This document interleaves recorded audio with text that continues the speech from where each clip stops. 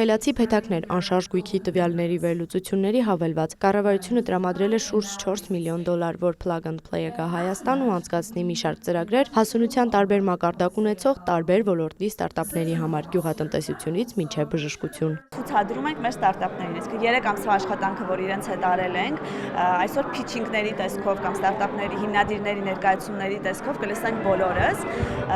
Հրավիրյալների մեջ կան ներդրողներ, վենչուրային հիմնադրամներ, մեծ կորպորացիաներ, պետական պաշտոնյաներ, ովքեր կարող են դառնալ ապագայով ներդրող մեր ստարտափների համար, եւ համագործակիցներ կամ պարտներներ եւ հաճախորդներ։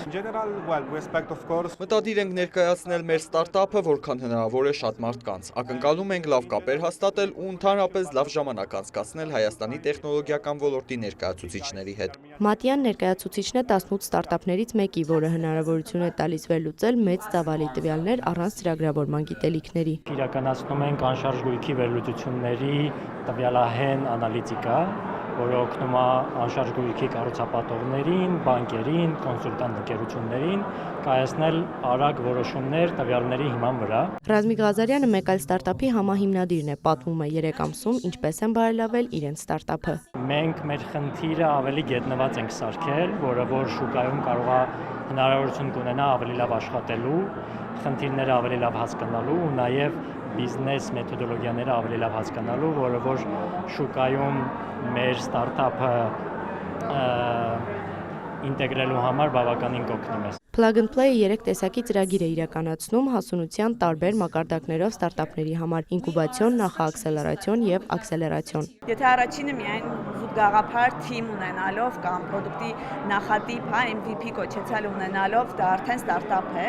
ապա նախաաքսելերացիոն ծրագրին մասնակցելու համար մեր ստարտափները արդեն պետք է ունենային հենց գործող պրոտոտիպ, որը կարելի է փորձարկել, հաճախորդների հետ խոսել եւ որոշակի չափի հաճախորդներ կամ եթե ոչ եկամուտ, ապա գոնե չվճարող հաճախորդներ։ Աքսելերացիոն փուլին մասնակցելու համար պետք է ունենալ նաև արդեն եկամուտ։ Բարձր տեխնոլոգիական արդյունաբերության փոխնախարարը նշում է, Հայաստանի նպատակն է տեխնոլոգիական ծառայություններ մատուցող երկրից վերածվել տեխնոլոգիա ստեղծող երկրի։ Ստարտափերի համար եւ ընդհանրապես տեխնոլոգիական նորաստեղծ ընկերությունների համար ամենամեծ խնդիրը դա հասանելիությունն է որոշ ենթակառուցվածքներին, որոնք բավականին թանկ են։ Եվ մեր մոտեցումը հետևյալն է, որ մենք պետք է ստեղծենք այդ միջավայրը եւ այդ հասանելիությունը, որպեսզի իրենք կարողանան իրագործել, ստեղծագործել եւ իրացնել իրենց գաղափարները եւ ստեղծել պրոդուկտները։ Ռազմավարական ծրագրում, որն արդեն ավարտական փուլում է, նախանշվել է 6 ուղղություն, որտեղ Հայաստանն ունի պոտենցիալ, իսկ աշխարհը պահանջարկ։ Մենք պետք է սկսենք աշխատել եւ Plug and Play-ի հետ եւ ստարտափերի հետ, որպեսզի կարողանանք այդ ուղղությամբ նաեւ զարգացնենք կոմպետենցիաները։ Ստարտափներին աջակցող միակ պետական ծրագիրը չէ սա։ Գաղափարից բիզնես, որը եւս օգնում է ստարտափերին դեռ գաղափարի հում փուլում իրենց իդեաները, գաղափարները կապիտալիզացնել եւ ստեղծել պրոդուկտներ։ Մենք ունենք արհեստական բանականության վիրտուալ ինստիտուտ,